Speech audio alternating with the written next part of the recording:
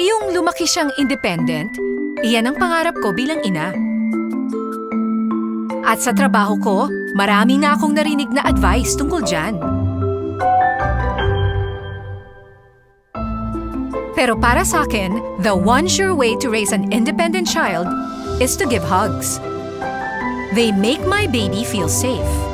Kaya lang, ang hugs pwede rin magpasa ng germs. So I don't compromise. I trust only Safeguard's 24-hour germ protection.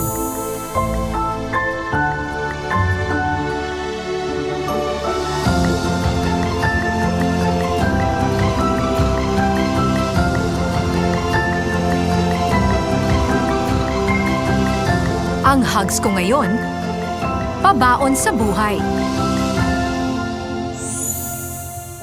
Safeguard.